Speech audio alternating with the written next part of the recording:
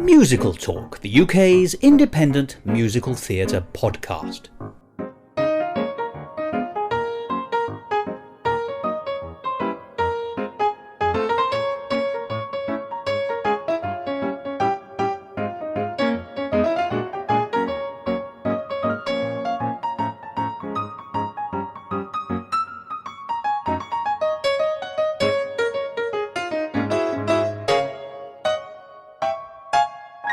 Hello and welcome to another edition of Musical Talk.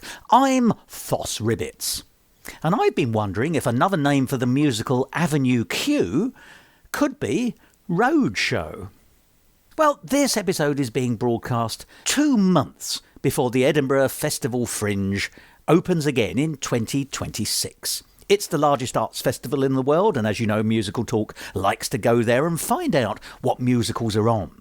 And we like to talk to the people behind the best shows, the most interesting shows, the shows which have got something behind them that makes them interesting and engaging. And sometimes I get to record so much material, I simply can't release it all on episodes of Musical Talk within the year at which it was recorded. And so that means there's often a small backlog of shows which deserve to be heard about and discussed publicly because they are good, which simply don't hear the light of day. If you can hear the light of day. I think I may have mixed my metaphors just slightly there, but you get my drift. Well, it is important to me that we rectify this, and so today we're going to be talking about a show which you could have seen at the Edinburgh Festival Fringe in 2024.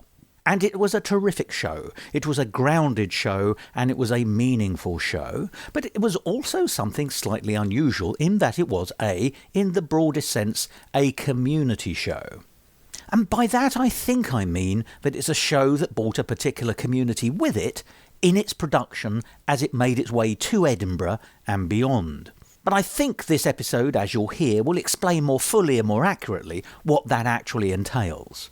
But it's very interesting to hear a musical which has come upwards, if you like, from the community, rather than has been authored, although the show was of course authored by a writer who wrote the book and a composer who wrote the score. Now, I've seen many community shows, and I don't quite mean amateur dramatic shows, I do mean community shows at the Edinburgh Festival Fringe over the years. Sometimes they're successful, sometimes they're not. One that absolutely was Alfie, an original musical, subtitled The Story of a Boy Who Went to War. Now, when I saw it, I was amazed by it, I think would be the greatest way of describing it. It was a wonderfully grounded show, and I was delighted to have seen it, and it was my hope that many more people would see it, because it felt important in its way. Described simply online as Alfie is an original musical about two boys, their journey through life, and experiences in the army. The show highlights the effects of post-traumatic stress disorder and how it affects not only the soldiers, but their families surrounding them as well. The show had a book by Abigail Deering and music by Hedda Carlson.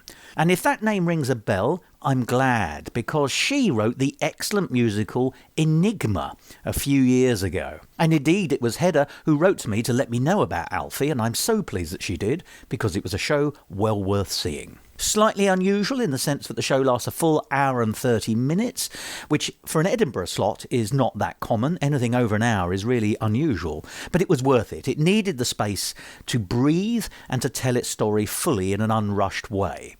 So I can fully commend Alfie, and if it should ever be revived, I think you should try and go and see it. But I get ahead of myself. Let's hear about Alfie from some of the people who were most intimately connected with it, which means that we're now going to hear that interview that I conducted in Edinburgh in 2024 with Abigail Deering, who was the writer and director of the show, Martin Jackson, who was one of the actors who played one of the major characters in the piece, and Hedda Carlson, who is the composer and lyricist for Alfie, an original musical.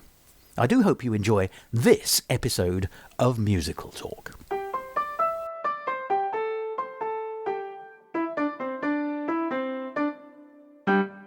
Musical Talk, the UK's independent musical theatre podcast.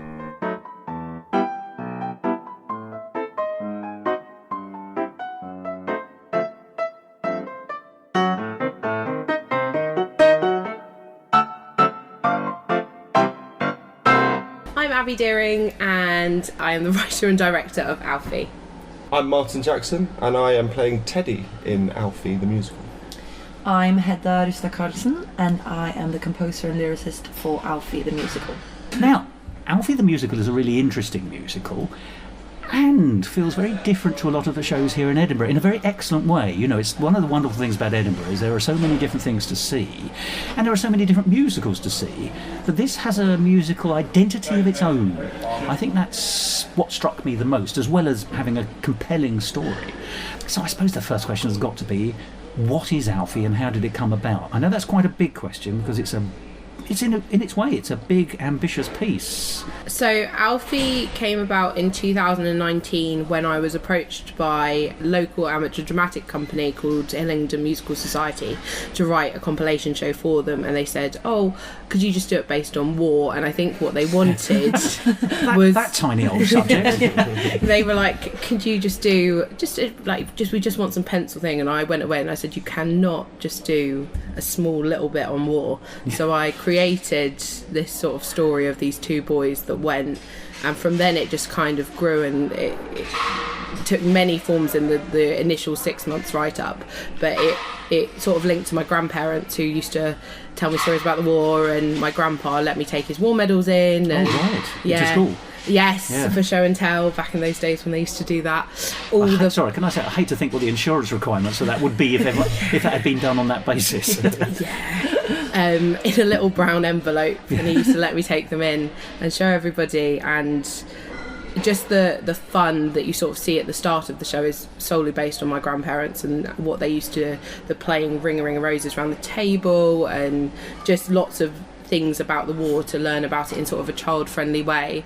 And it was only when I sort of grew up that I started to notice sort of the intricate bits. So my cousin actually was stationed out in Afghanistan and came back with severe PTSD. So when I was... Which is post-traumatic stress disorder. Post-traumatic stress disorder, and he wouldn't even look at me when he came back. He wouldn't make any eye contact or to me or my little brother. He would only speak to my mum. And so when I was writing this initially, I was like, oh, well, it would be really nice if we could just make a bit of an awareness about this, because it is such a real sort of almost of forgotten issue. Problem. Yeah, it doesn't have the presence in sort of public consciousness as... No. Absolutely. And I think, so when we did it with Hillingdon, we had ex-veteran called Chris Cage who came in and was doing sort of the initial... this is how we can link it a little bit to the war, like this is how we do the march scenes. And it's been really nice because everybody who's been involved from the beginning in 2019 has wanted to help with the story to make it so known. So when we did 2019, it was all with songs that are already around, and we had Dear Evan Hansen, Hamilton. We put in Pack Up Your Troubles in Your Old war bag? In your old kit bag? Kit bag. I've got a war bag. War bag. I keep all my war in it. All my war stuff. And then the show went on in 2019, and they basically, the people that came to watch and Chris turned around and said, you can't stop the story here, it's too important. What you've written is... So where was it stopping? It was stopping at that show, like just a week run in Ickenham. So when you say it wasn't the narrative they were talking about, they were saying that you've got to take this further as a show, as a piece. As a show, as a piece. Oh, good, because it has such worth. Yeah. So we sort of laid it to rest for a little while, and then COVID hit. And then did so a bit more. And COVID hit, and I just decided that actually if I'm going to have any time to do anything with it, now's the time. And I sort of contacted a few of my friends that are quite in the musical theatre world to do a few read-throughs, and we had quite a lot of people coming and reading the show, because when you write a show it's really hard not to imagine all the characters with your own voice by the end of it. So I was doing read-throughs, and it was literally like a one-woman show at the end of it, and I was like, I need other people to read this. So I was very lucky. My mum came on board quite early on, who is playing Grandma Jean, and who is playing her mum, which is even worse. We went through a lot of rewrites. A lot of the stories became, because we knew we weren't going to take shows up, like song shows up, we condensed the show and made it what it was there, but a lot of help and a lot of creation and collaboration went into it. So just to sort of put this into a bite-sized form, what you're saying is you were sort of commissioned to write a show of your choice, as long as it had some kind of military connection. You've used sort of your own family experiences plus awareness of problems that arise from being in the military, and then putting it on essentially, and being so successful, it needed to go further. So you then developed it, particularly during the COVID period. Is that? Yes, and that's really interesting. A lot of it came with interviews. So again, lockdown had its benefits because a lot of people wanted to speak about it. So I interviewed my step-cousin, and it was the first time he'd ever spoken about his experience with PTSD. And we have Paul Gibbs, who I think Marty will talk about later, who came in quite early on, who was became our military advisor throughout the sort of new rehearsal process, and basically condensed all the words and made sure that what we were saying was accurate, because the one thing I said from the beginning was I didn't want it to become something that insulted anyone, or that they'd go away and be like, that's not okay to put on. It needs to be authentic. Yeah. So, yeah, that was... I mean, forgive me, that's an interesting gestation period. It's lovely to be acclaimed for writing something which people say, this has really got to go further, and then being able to do so. Yes. I'm also really impressed by this idea that you've actually then gone to what you might call sources. Yes. So it could, to properly inform the narrative, to make it feel real and robust and... actually, honestly, significant. Yeah. That's how I felt. It's quite interesting that it has a resonance for those of us who don't come from any kind of military background and don't really have that in their family. It's still quite powerful as a piece. Yeah. And I assume that power was one of those things that's sort of grown over the years as the show has, would you say? I mean, it must be quite difficult for you to say, yes, the show has power, because obviously there's so much behind it. But yes, I think the hardest bit was knowing that every soldier's story was different and nobody had the same story. So when you're developing the characters, especially with it growing, they had to have so many implements of different people's journeys throughout them. So I always say the story is fictitious, is that the word? But the stories that inspired it were absolutely accurate. So Teddy is just one character, but he's got influences of Paul, he's got influences of my cousin, he's got... It's a collage almost. Yeah, pretty much. And they're just... Everybody who I spoke to has something of theirs is in the show, which including your own experiences, including my your own own family experiences. Yeah, both with my grandparents, who my grandma sadly passed away during COVID, so it was actually quite nice to honour her memory while she's here, and then obviously having the military side of it as well. So I'm very proud of the little show, the little boy who went to war. But I do want to sort of bring in everyone else here, because obviously the great thing about theatre is it's collaborative, and it's interesting that you were talking about that you realised very quickly that you needed to bring in other people, not just to inform the story, but also to do the read-throughs and to hear how it might work, but also how it might develop, because it is hearing things in other voices. And of course there are songs as well, which is always a great interest of mine. And Heather and I have met previously on a very excellent show that she was involved in called Enigma, which I think you reminded me in an email was horrifically 5 years ago. Yeah, it's been a while. That COVID's got a lot to answer for. So when did you both come on board? And then this sort of becomes a three-way conversation between the three of you, actually, about what you've been able to give and take to the process. Yeah. I love the collaboration of musical theatre. No, it's funny actually, because I was up here in Edinburgh Fringe last year just helping Abby and our friend Alex Gibbon to flyer. For this?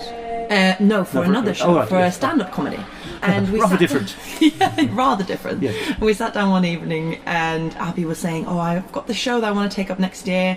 I have one song, and our wonderful Charlie Pittman, he wrote All This Waste of Time. So we have one love duet, but unfortunately the composer couldn't proceed with the rest of the project. And I just said, well, Abby, I wrote a musical back in 2019. It's been a while, but maybe I can have a look at it. And have a look at it, just went I'm fully in the project now. How wonderful. I mean, can I just check with you though, Heather? Does that mean you've not written particularly since Enigma, and is that because of COVID, or is it just because life circumstances pushes you here, there and everywhere? Kind of because of COVID. We were planning to kind of tour with our previous show, and then pandemic happened, and then I kind of went on to other projects and more like performing wise. So this was kind of a golden opportunity for me to come back into the game. To become a double threat again. And with such an amazing story. I will say, like, it's a hard musical to write for, but it's also in a way an easy story to write for, and I'll tell you why. Yes, please. You can't leave me hanging on that. Musically wise, it's difficult because of the heavy subject, because there's a very fine line where it can become cheesy to have music, where it can become, and you mustn't send it up either, or insensitive, but on the other hand, because the story is so raw, and because the emotions are so raw, and because the characters have so much they want to say, it's actually a very easy show to write, especially lyrically. But musically, I had to be a bit careful with not kind of stepping over any. Well, it's almost, isn't it? I think what you're saying there, or what it sounds to me like, is that the drama is very fruitful. Yeah. But the tone is really careful. That's absolutely correct. Yeah. Yeah, and you're quite right. Because I agree with you, the material is so rich. Yeah. So how did you measure the tone? And presumably this is where the collaborative process comes in. I kind of wanted to focus on kind of the things that Abby gave me, in terms of she had ideas for the lyrics, she had ideas for the tone, and she and actually through the process I went and saw rehearsals. Not all of the songs were done until maybe a few months before. It's a perfectly traditional way of doing things. Yeah, in terms of seeing kind of what the show was like when it was on its feet, and then be like, wow, we can have a song here even, or we could this would be a perfect kind of tone for this song. But I kind of just harnessed the raw emotions that were for the beginning song, like the nostalgia and the sweetness and the kind of childhood play. The family world. Yeah. And then you have more emotional songs and you have more intricate songs to kind of connect everyone thematically, in a sense. And also we have a lot of kind of small motifs that go that you can hear again in different songs, and because all the characters are connected to the same story. I think that's a beautifully rich tapestry there musically as a result of that. I will want to come back to the songs in a minute, but can I ask you, Marty, how you joined the project? Absolutely. So I'm actually the newbie to the cast. I joined a couple of months ago now. Oh, really? Oh, really quite fresh? Yes, yeah. Beginning of May, I think you were brought in. Yeah. So I joined it, and when I came in there was already a real buzz around the show, and we've got such a fantastic cast and creative team, and it's been really great as an actor to be able to take something that is so meaningful and important to talk about and to show. And also, very often with drama, you don't have your own experiences of it, so having people like Paul Gibbs and all the stories that Abby's researched and sort of spoke to people about, it's been great, because it's been really eye-opening. And how can we put across this message? How can we honour the person and the experience? Absolutely, yeah. And that's been a really important thing for all of us, to make sure it's authentic and real, which is great. Actually, you've raised quite an interesting question. How was your cast assembled? And it sounds like over a lengthy period. Are there any people from the 2019 production who are in this? So it's interesting that you, Marty, as you say, you're fresh, but the show sort of isn't. I don't mean that rudely. In the sense it's got a history. So so my mum was in the original. She actually played Nina's mum, who is a character that isn't in it anymore. That bad was she? Instead of telling your mother, you just wrote the character out. Because she assistant directed me on the original as well, and she came back and sort of assistant directed and co-directed on this one. But actually no, the cast is completely new, which is really, really exciting. A few people did come and watch the original, but no, it's all fresh and new, which is really, really lovely, because they've all brought a new take. So it's actually, although the show has the same name and it's got the same basic storyline, it's completely portrayed in a different way, which is really nice, because it's not the same show as it was, and it's a lot more intricate, and we have become a very close-knit little team, which is really lovely. But no, there is nobody from the original in. They're all new. Really? So when did you come on board as a performer? Was that before you came on as a composer, Edla? No, I came on as a composer first, and then but you do have performance skills. Yes. Edra and I went to university together. That's how we do know each other. You have connection. I see. And then you came on 2 months ago. But how were you found? So I had done another show with Abby. Yes. We were in a show called Made in Dagenham. We've done a few together. The famous Made in Dagenham musical. Exactly. Yes. Yeah. And it was with added Harold Wilson. Yeah. So I had a number in that where my character split up with his wife and all this, and it was quite emotional. And I think that's probably what. It's actually my mum who went, Abby, could you just have a word with Marty after the show? Because we were looking for a Teddy, and it was really hard for us to find a Teddy that would fit, because Teddy has to be such an sort of a person in himself, and you have to, when you come into that room, you have to be caring, you have to be able to hold your own, you have to want to be in a room with people and people want to talk to you, so that the second sort of half of the show people walk away and go, sorry, that wasn't the same person that they were before. The post-traumatic stress disorder has fundamentally changed his person. Yeah, and that was I think was one of the hardest things about finding the right Teddy, because we did have a few people that came and approached, and then Marcy did this You're scene. living the dream, you're living the role. Marcy did this scene in Maiden Dagenham, and my mum came up to her and she went, Abby, there's your Teddy. There's Teddy. And I was like, oh, I don't know if he'll do it. I don't know if he'll come and do it. And I said, look, just come to a rehearsal. I said, please come and see the show. Please just come and if you don't want to do it after, that's fine. Like, there's no commitment. And we brought him to a rehearsal. And thank goodness he said yes. I think as an actor, it's such a great role, because you get the first act, Teddy's a laugh, he's having a lot of fun, and then the second act you have to, it's challenging. You have to go to such a vulnerable place. I have to break down every night and cry my eyes out and stuff. So it's and bring the audience with you as well. That's it. Yeah, right. I think it's. There's a moment where my character, not to give too much away, but there's a moment where my character definitely flips and he becomes quite angry, becomes quite rude, and I think you can lose an audience very easily if your character's not very likeable. Yes. So it's also about how you can put it across where he's not very likeable in that moment, but how can the audience understand what he's going through and make sure they realise and they're on that journey with him, rather than they've already invested in him and therefore will go with him. Yes. You mean to make him likeable for the entire first half? So without giving anything of the plot away, it probably would be worthwhile just sort of setting out briefly. You mentioned two little boys who then grow up to be two men, obviously. That's traditionally how that happens. Would you care to just briefly, without spoilers, sort of explain the profile of the piece? Because can I just say briefly, it feels like, I don't know if you wrote it this way, but it feels like it definitely got 2 acts. Yes. And you can see that even in the Edinburgh version, which is a 90-minute 1-act piece. But it sort of feels like there's a section 1 and then there's a section 2. And the end of section 1 is obviously a very significant moment. But that's structurally how it feels to me, but it'd be interesting to put a bit of meat on the bones there. Yes, so actually through all of rehearsal we did call it Act 1 and Act 2. Oh, right. Because when we did the 2019 version, that was the interval, because it was a 2-hour piece. So the story is about, without giving too much away, and I'm waiting to be poked by either side when I start giving too much away, Alfie the musical is about 2 boys that go to war.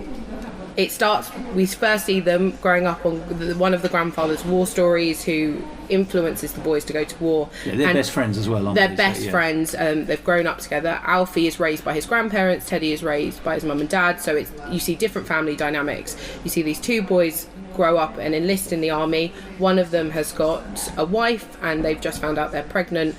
Teddy is very, very single, and he meets an army, well, we find out later, an army medic called Nina, and they sort of hit it off, but then they both get deployed. We don't know where they're going to go. And you see them go through, it's set in 2014, Afghanistan. Yeah. And then something very significant happens, and you see the life of what it's like for soldiers to come home. And I think you see 2 very different sides of it, from different characters. You see the ones that sort of shield it and sort of try and just carry on, but you also see the destruction of what it can do to somebody, and sort of how far it could possibly go if there's not enough help in place, not just by sort of family and friends, but by sort of the charities like the ones we're raising for, like Combat Stress, who deal with the mental health side, to try and get them back on board. I hope that was okay, because I was like... No, that's very good. I mean, it's a story of 2 halves in many senses. Yes. It is the obvious childhood to grown-up life of the 2 inseparable friends, and how that works within a military context once they've been deployed. And then, as you say, Act 2 is sort of back home, in the aftermath of all the things that happen. And actually, I think one of the things that's so impressive about the piece in Act 2 is, forgive me, the central performance by Marty as Teddy is clearly damaged, and that's a big emotional ask, and you do bring the audience with you. I mean, I can say this, on the day I saw it, the front row were all in tears. I think after the show, one of the actors, was it you? That was me. You went up and apologised to them. I had to hug this lady. We had broken her, bless her. I had to give her a hug. Yeah. But what a power of theatre. I mean, it's amazing, isn't it, really? But also, and as I say, this is the thing I thought was so very impressive in Act 2, was the fact that you showed not just post-traumatic stress disorder, which we've mentioned, but grief. Yeah. And they're not necessarily the same. There's an overlap, of course, and it's the grief of the community and the people who love the characters who have been involved in being deployed in a military environment. You see it fan out into the community, and it really shows. You were able to build a world actually between you, if you don't mind me saying. I thought rather splendidly that it's so easy to say, here's a play about two boys who grow into two men and then here's their military situation, but it's not just about those two men. It's about the two men and the people who love the two men and the families who love the two men and the people who loves the families of the two men. And what it really felt like was a community piece, in the sense that you can. In my head, I imagine they live in a sort of what might be called a barrack town. We know the kind of military towns that we have in this country. Walton Bassett is a famous one, isn't it? And there are various others as well. And you can see what has happened fanning out in circles, if you like, in all directions, into the community. And indeed, it sort of concludes, without giving anything away, with sort of what might be called community collective action, in a broader sense. And then beyond, actually. So to me, that's very. I think what that really does, it underlines the power of the piece, and the power of the piece, if you don't mind me saying, is in the collaborative effort between acting, writing, and music. Those three things are fused together brilliantly to make something which is terribly sincere. And another thing, I mean, forgive me, I'd like to explore that a bit. We were talking about tone in the songs, but also tone in writing is different, isn't it? Human life, particularly amongst friends and family, has highs and lows and backs and forths. And in, let's call it Act 1 then, you see family life and you can see the joshing, the japing of real families. But because the show is so steeped in a real situation, it has to stay on the side of sincerity. It's not. Funny enough, there's some places it can't go. It can't send itself up. It can't be too.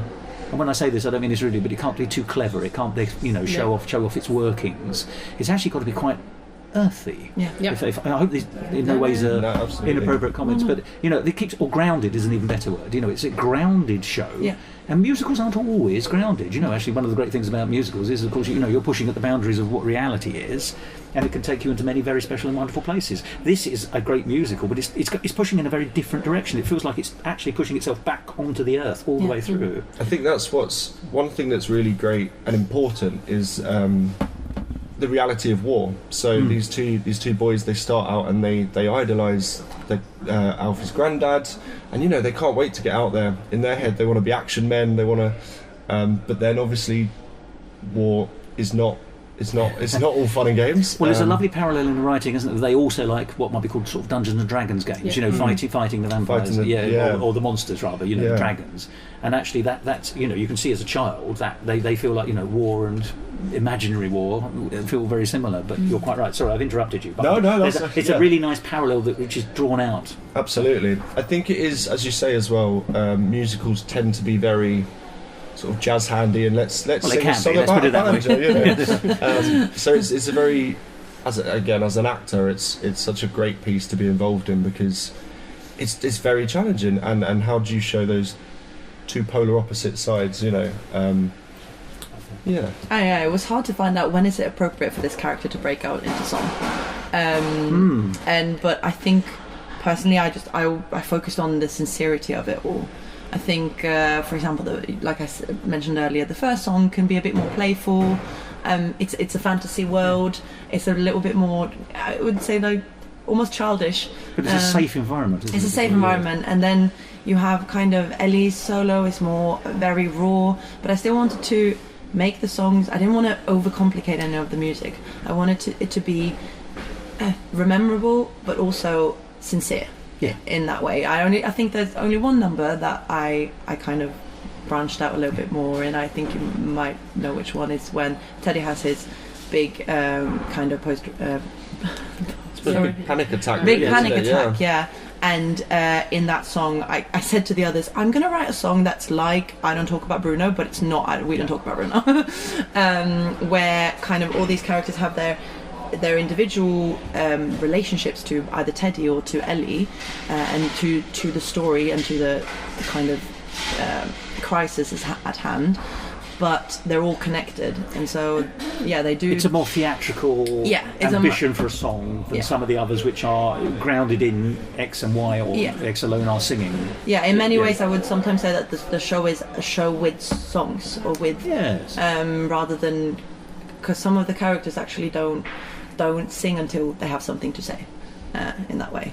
I think what's great about that song in particular as well is it really does show, as you were saying, the knock-on effect that PTSD and grief has on a community, and in that song it's really well written so that the voices end up overlapping and you hear these different perspectives, and that's what it's like. It reflects the community cohesion, or otherwise it's being affected. I wanted them to.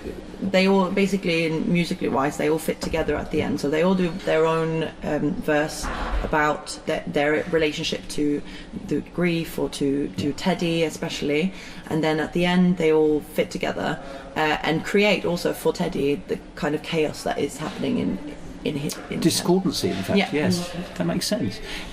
Am I right thinking, Abby, that you wrote the lyrics? Or guided the lyrics? I had. I mean, Hedda was very, very gracious in the fact that some composers you give them the project and they go, okay, I'll do it, and they sort of don't want any.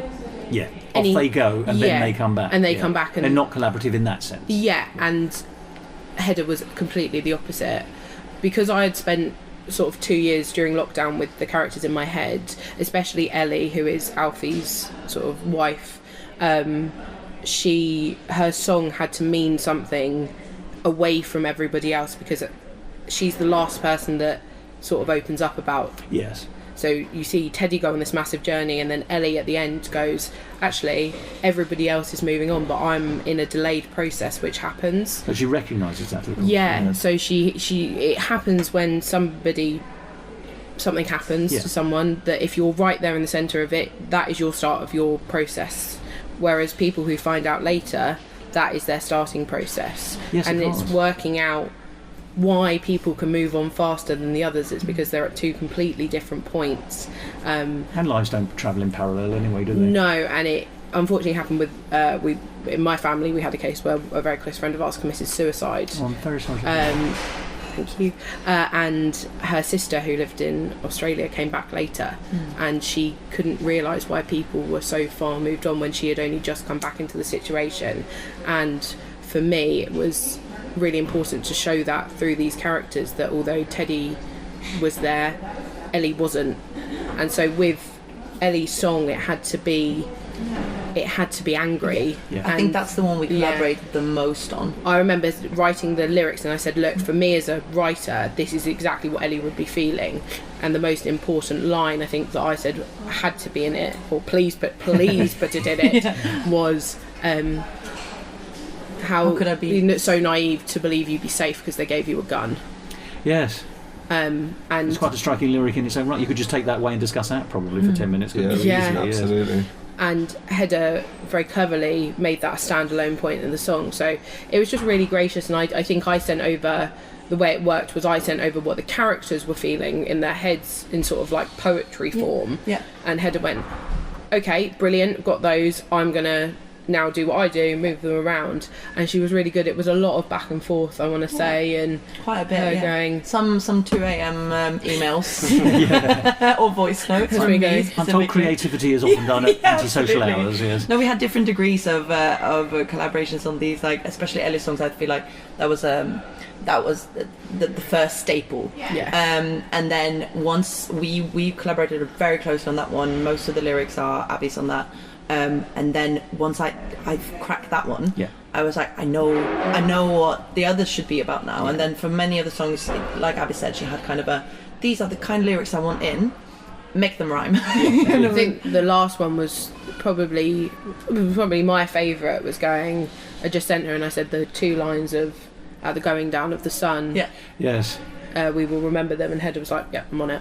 That was it. That's all I had to say. And those lyrics are powerful in their own right because of the resonance they already have culturally. Exactly. I mean, yes. And so I think, it worked really well. We were really, once we found Hedda, it was just like, yeah, here we go.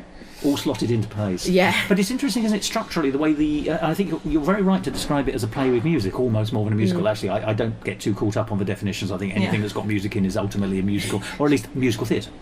But if you were to just look at where the songs are placed, it's quite noticeable. I think there's many more in Act 2. And I suppose it's because we were talking about this sort of grounded nature of the piece, with fewer opportunities for, I'm not going to call them flights of fancy, but, theatrical showcasing, let's say. Act 2 is where so much of the emotion bursts forth. There's plenty of emotion all the way through, but, if you like, that's when the hose springs its leak. I'm mixing my metaphors terribly, really, the idea. And presumably that's why there's so many more songs in Act 2 than there are in Act 1. But I suppose I'm going to ask is, if you were to do it again, would you put songs in different places, knowing what you now know? Or this isn't a criticism, it's just it's interesting to me that songs are so I think I would put one placed. more song in the beginning.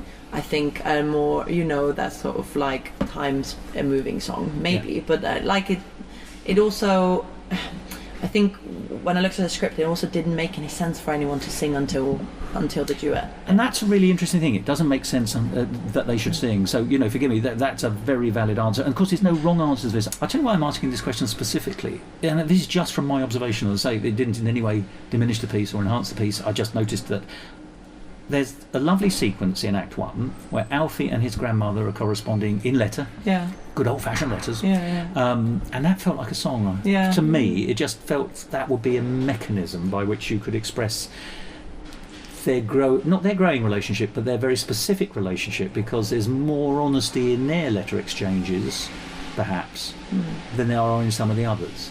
And I was just, when it came, and I really enjoyed the scene. I thought it was very powerful, and I think actually just, forgive me, the grandmother sitting in her chair writing on her sort of desk writing set, I suppose you call it. I don't. She seems to write on her wallet or purse, that was my grandma. She would just do that. That's how she do that. Well, in a way, that's rather lovely. But I just thought that's really interesting. I mean, it didn't diminish the piece at all, but it's interesting because of its unusual structure and nature and tone that the songs are where they are. And I just think that's fascinating. I do like the individuality of that. It's really funny because when we got feedback and when we've been writing it, everyone said that obviously Act 2 is a lot. In itself is a stronger sort of act, and it's because Act 1 you have to build the relationships with the characters. Because the piece is only an hour and a half because of Fringe. Yes. If we did put it on, I think there has been sort of thoughts that maybe we would try and add more songs into Act 1. But like you said, it is just Act 1 has got to.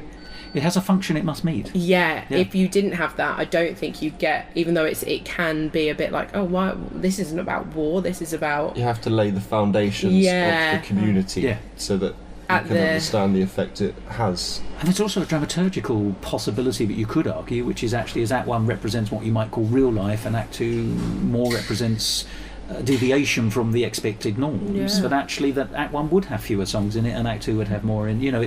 Normality doesn't have songs in on the whole unless you turn the radio on. So or you sing in the shower. Talking of singing, Marty, I noticed you were saying that some characters don't get songs and some do. Obviously Teddy, being such a pivotal role, does get a lot of songs. I'm very spoiled in this. You have a heavy song load. Yes. But obviously it's interesting you were saying that you were doing Made in Dagenham, so you're obviously not afraid of a song or two. But this is quite a heavy piece as a singer. Definitely, I think. How happy are you with that? I mean, I love it. I think the big challenge is, it's very easy to sing a happy song and be smiley and happy. Trying to portray real emotion whilst also keeping yourself controlled enough to sing is very, very, very challenging, but fun at the same time. We like the challenge. Being an actor is almost like being an athlete. There is physical, you don't just go on stage, plop yourself on stage and do it, do you? There is sort of, you have to carry yourself, you have to get the diction right, and you're quite right, for singing you enhance that further. So that's quite an interesting thing you've just said there. It's very interesting with the breathing, especially in the panic attack scene and the song we go into there. Obviously he's having a panic attack, so he's breathing very heavily, and then you've got to sort of take a few cheeky deep breaths just before you sing, just to make sure it comes But up. you can do it, yeah. Yeah. I mean, it is a physical thing. You have to be able to sing. Yeah. But you're quite right. I mean, you're being put dramatically in a situation where that shouldn't be possible. Marty's doing really well as well, just crying his eyes out at one point, and then 3 seconds later doing a high F. Like, it's it's good stuff. And are you trained singer? I'm not. So my background is actually in music, in bands and stuff like that. So I used to do a lot of the old rock stuff and all that. So you know how to perform. yes, Yeah, and how to get a song across. yeah. So it's nice. I think a big with the emotion, also the diction is really. You've got to make sure it pushes through, even through the tears and stuff like that. Which If is people can't hear the words, you haven't got a song. yeah. Particularly in drama. So I've almost learned to sort of the top half of your face is the acting, the bottom half of your face is the controlled bit. That's really interesting. I like that. I've just got to ask about resonances. I wouldn't necessarily expect people to know this because this is a piece of esoteric film knowledge, but if you're aware of the film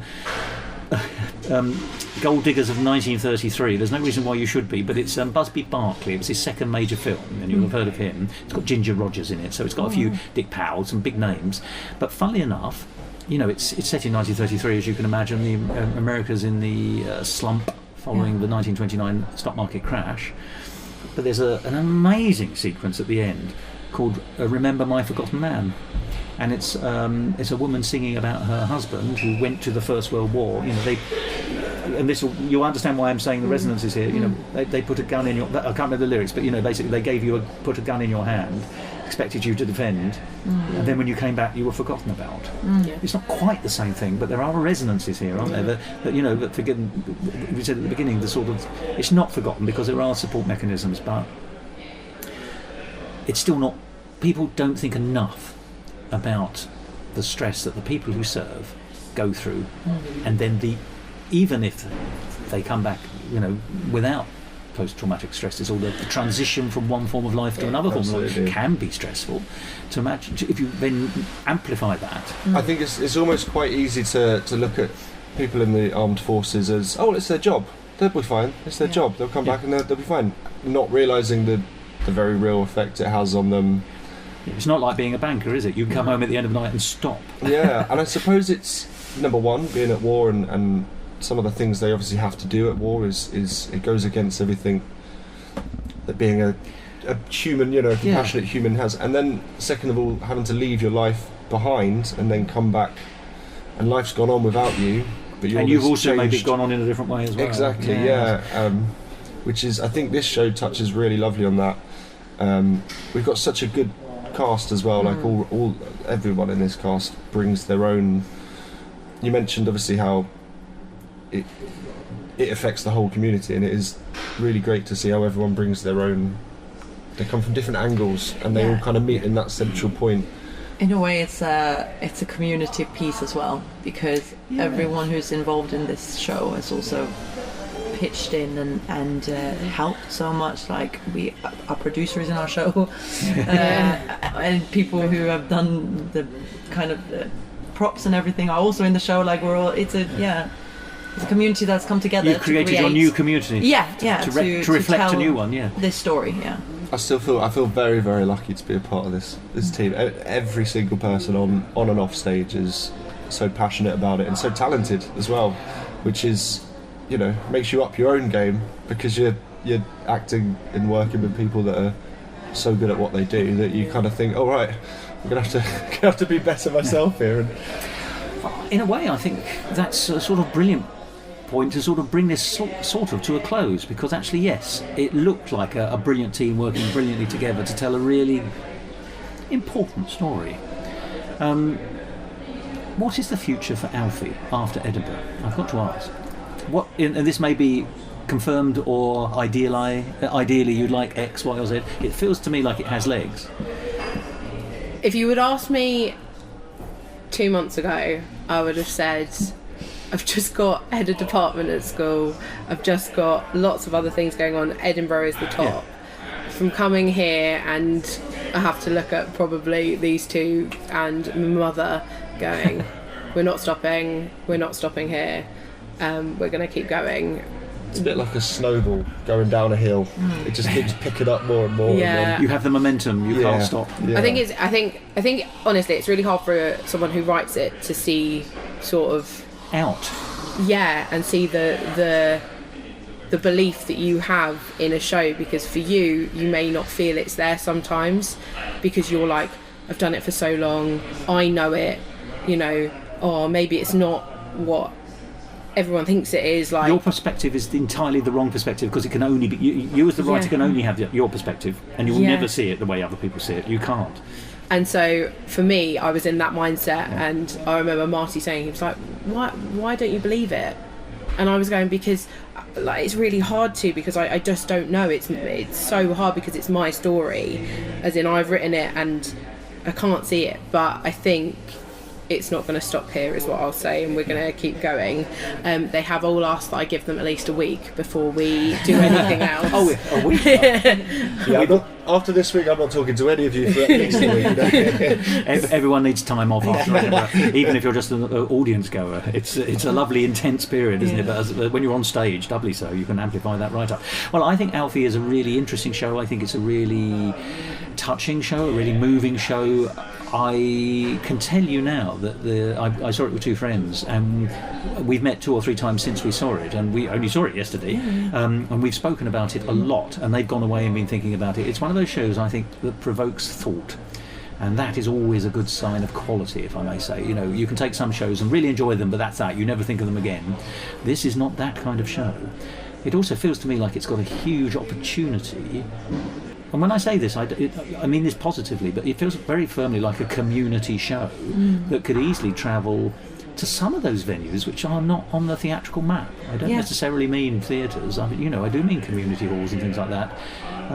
Theatres would be lovely, don't get me wrong. But what I'm saying is, I think that this has actually got a very broad range of... it's got a wide appeal. Beyond quite a lot of normal, when I say that, I hope you'll understand what I mean by that, but normal musical theatre. Thank you.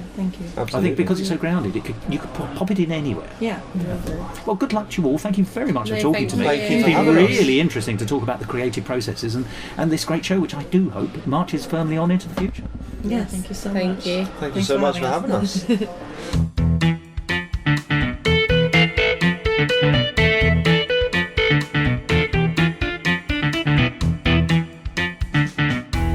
Musical talk. And there we are, 3 people behind the wonderful musical Alfie. That was Abigail Deering, who was writer and director, Martin Jackson, who was one of the actors, and Hedda Carlson, composer and lyricist. And as you heard right at the beginning of that interview, that whole magnificent musical eventually arose from the idea of just writing a piece about war. How interesting that so simple an idea generated so intelligent and thoughtful a piece. Well, I do hope that was an insight, and I do hope you enjoyed the episode.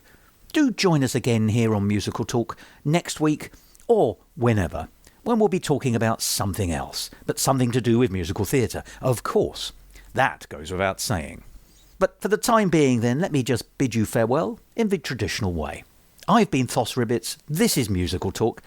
Pip pip.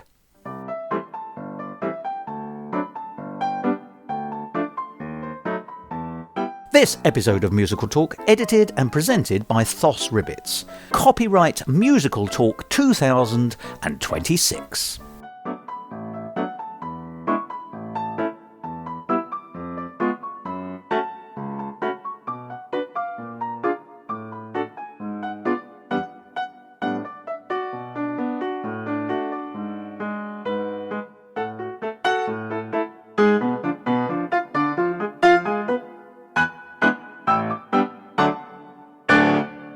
To find out more about the world of Musical Talk and listen to past episodes, go along to our website www.musicaltalk.co.uk or subscribe to us on Apple Podcasts or wherever you get your favourite podcasts. And follow us on all the usual social media networks.